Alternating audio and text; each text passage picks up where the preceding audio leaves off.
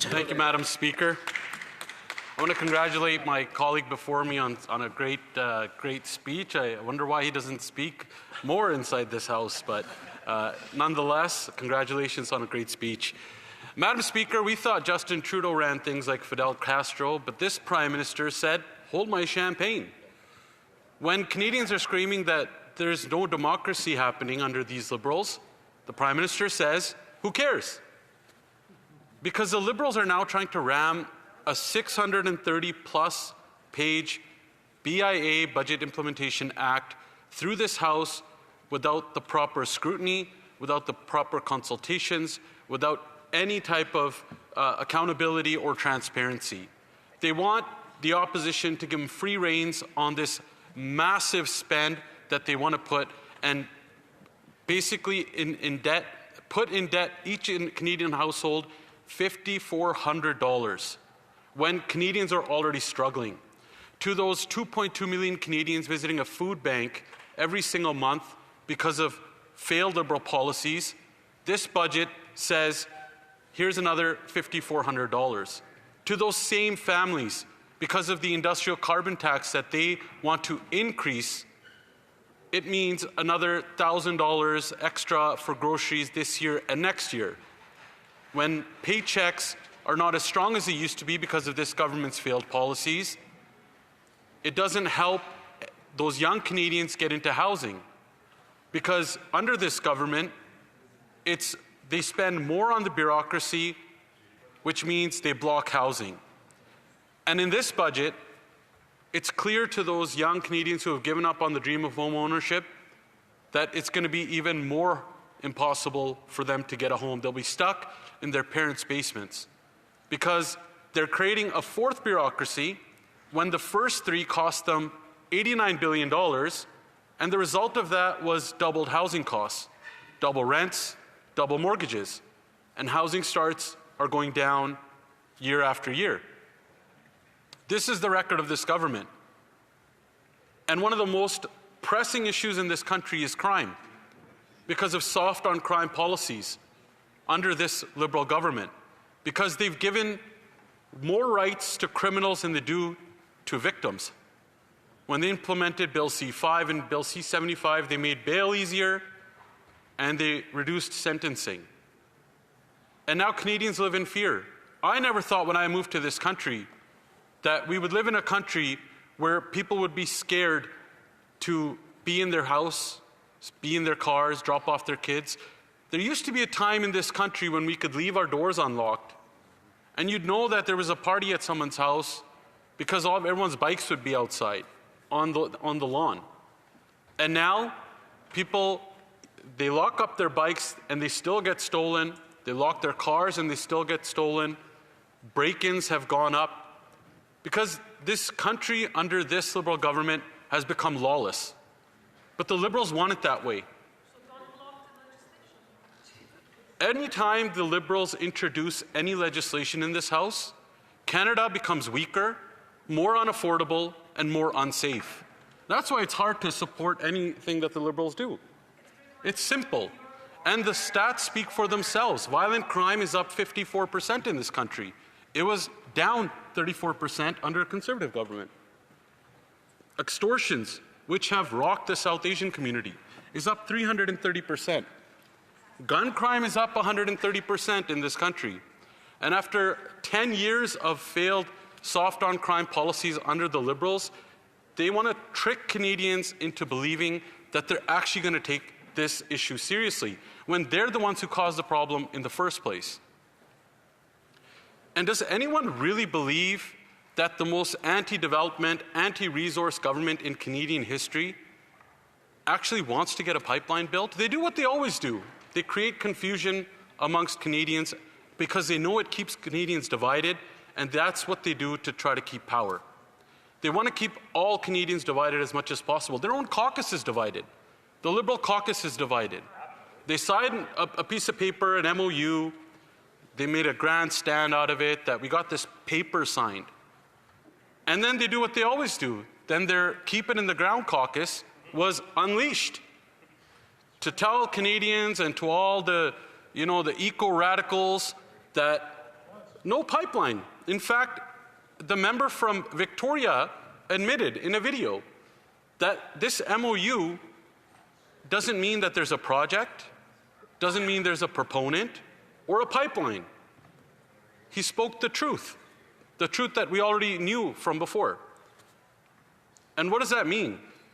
It means more investment that's going to flee from here, because under these Liberals, $600 billion has left Canada. That's jobs, equipment, investment.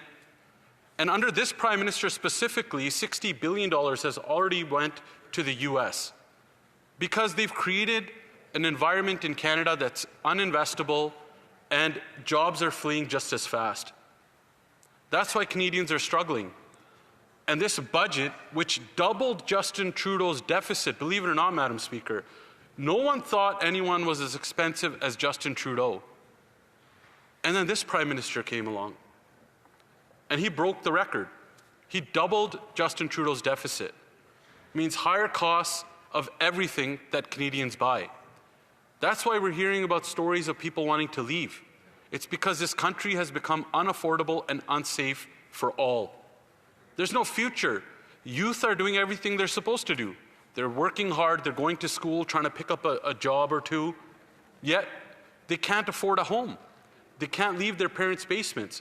And in fact, they can't even find a job in their field after they graduate because this government has chased away so much investment from Canada. I was in the GTA this weekend. Event after event, meeting after meeting, roundtable after roundtable. It was just unbelievable stories that we hear about how Canadians feel like this isn't Canada anymore. Many people that left other countries to come here that were promised this Canadian dream where you could work hard, get a good paycheck that would have low taxes on it. With that same paycheck, you could get a home or afford housing and affordable groceries. And most of all, this country would be safe for them. But when they got here, it turned into the Liberal nightmare this country has turned into after 10 years of failed Liberal policies. In fact, everyone that I was talking to said, why did we move here? It feels like the third world country. That's what we're hearing across this country because that's what the Liberals have turned Canada into. And they want to trick Canadians into believing that somehow that this budget, their 10th budget in fact, is going to somehow fix all the problems that they created over the last 10 years. The last 9 budgets put Canadians in this position, and somehow the 10th one is supposed to fix everything? It's nothing but a trick. What Canadians need is leadership. What Canadians need are jobs and hope and homes, one that a Conservative leader can provide. Our Conservative leader is someone that not only understands that pain, but sees it every single day when he talks to people.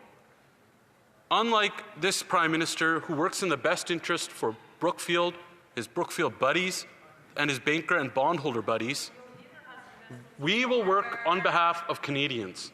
And as I'm being heckled because they cannot handle the truth, I would suggest that they also, the members from GTA also talk to their constituents, who we talk to on a regular basis, who are fed up of failed Liberal policies. Only a Conservative government will unleash our resource sector, get pipelines built, we will make sure we will get green projects built, we'll get hydro, nuclear, every single type of project built in the best interest of Canadians so they can finally have, once again, this country can have people where you work hard, you get a powerful paycheck, where you can afford housing, groceries, and live in safe neighbourhoods once again. Thank you, Madam Speaker. Questions and comments. The Honourable Member for Hamilton West, Ancaster Dundas. Thank you, Madam Speaker. I'd like to congratulate the member for working Justin Trudeau and Fidel Castro into his speech. I'm sure his Freedom Convoy supporters just absolutely love that kind of nonsense. You know, I should be shocked, but I'm not, by the continuing lack of integrity and the cowardice by the Conservative members opposite. We're inside this House, where they're protected by parliamentary privilege, protected against personal liability. They make continuously spread misinformation, make false and defamatory statements, nonsense which is then amplified by their propaganda networks and foreign actors. Will the member opposite acknowledge that this nonsense is embarrassing, it's damaging to our democracy, and it is the reason why his party was rejected by voters in the last election? Thank you. Member for Calgary East. It's a bit rich coming from that member whose government is the most corrupt government in Canadian history. No one has had more ethics violations than the Liberal Party has in the history of Canada's government. And we will take absolutely no lessons from that member or that party who over and over again works in the best interests of their rich elitist buddies and not in the best interest of Canadians. The Honourable Member for Abitibi-Témiscamingue. Thank you, Madam Speaker. I'd like to thank my colleague for his speech. I appreciated when he talked about the member for Battle Road Crowfoot, where he talked about his empathy, which is rather surprising. It's not the first thing one thinks about in his regard, but he's also made us realise that it's an elephant in the room for C-15.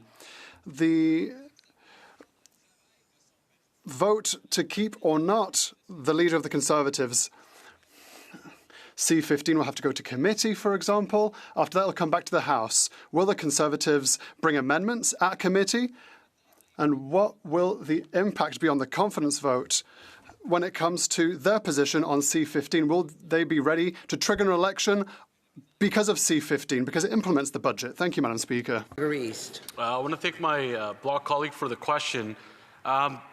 To address some of the things he's asking about, we're always putting amendments forward because we want what's in the best interest for Canadians. This bill obviously is 600 pages. It's $80 billion that's going to be slammed onto Canadians. But the interesting thing is the committee that it's supposed to go to, the Finance Committee, the Liberals are filibustering themselves inside that committee, so nothing can get done. As usual, they put on this big show that, oh, the opposition is blocking everything, when it's themselves who are, especially the last few weeks, cancelling their own committees, blocking their own committees, and they're filibustering themselves because they don't want anything to be done. They know Canadians know that everything that they've been doing is a trick, and Canadians have had it with this government. Honourable Member for Regina Levon. Thank you very much, Madam Speaker, and thank you very much to my colleague from Calgary for his speech. We're neighbouring provinces, and I really appreciate his insight when it comes to the financial picture of our country. I would ask him, though, it's interesting, the member from Hamilton was clutching his pearl saying, we're saying such terrible things, but then he didn't say anything that we had said that was not correct. They talk about misinformation, but yet they never say what we have said that was not correct. And I do think this next election is going to be about a lot of things. One is about corporate welfare. This government gave Stellantis $15 billion. Then Stellantis announced a deal to the United States for $13 billion. This government gave Algoma Steel $500 million, and we lost 1,000 jobs. Can my colleague point to any investments, taxpayers' dollars, that this government has spent that has led to a success for the average Canadian getting more employment? Honourable Member for Calgary East. I want to thank my friend and colleague from Regina Louvan for that great question.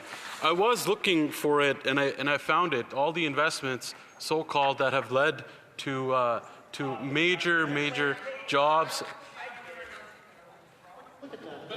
The fact of the matter is, nothing that this government has done has moved any needle forward. He pointed out Stellantis, whose jobs left. Just today, there was news about a Calgary company who's shutting down altogether. This is the Prime Minister during the election that says he was all elbows up, and he was the one who was going to deal with Trump. His elbows are missing, and now he's down on his knees begging for a deal because he wasn't able to deliver on all the promises that he broke. But that's just the same old Liberal government where they promise a lot, they break every promise, and at the end of the day, it costs Canadians, costs Canadian jobs, and our economy.